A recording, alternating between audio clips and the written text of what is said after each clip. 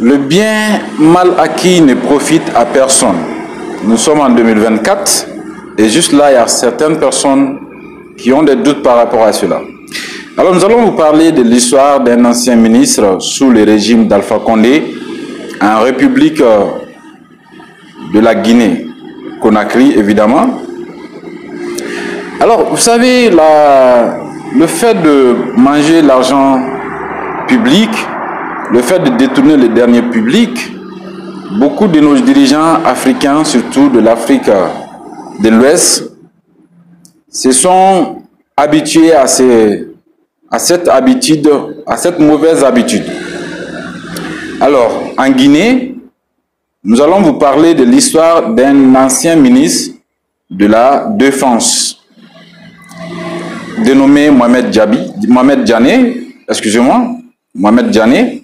Il a été ministre de 2015 à 2021 sous la présidence d'Alpha Condé avant que l'armée ne prenne le pouvoir, c'est-à-dire avant que Alpha Condé ne soit déchu par l'armée après une élection, une crise post-électorale qui lui a coûté son fauteuil présidentiel. Alors, un tribunal guinéen a condamné un ancien ministre de la Défense très influent à 5 ans de prison pour corruption, enrichissement illicite, détournement de fonds et blanchiment d'argent. Il s'agit du ministre Mohamed Diané. Il a également été condamné à payer une amende de 58 millions de dollars et ses comptes bancaires et ses propriétés dans la capitale Conakry et dans la ville orientale de Kanka seront également confisqués par l'État. Le juge a déclaré que ces biens devraient être saisis car leur origine ne pouvant être justifiée. Alors vous savez, l'être humain a souvent tendance à oublier que tout le mal qu'on fait dans cette vie nous rattrapera un matin ou un soir. Et ça, c'est une évidence.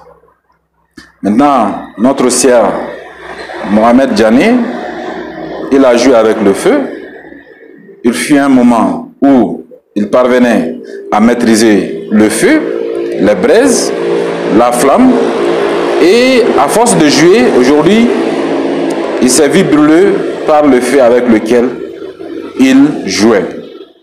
Alors, chers dirigeants d'Afrique, chers dirigeants du monde, ne serait-il pas temps de penser à vos populations?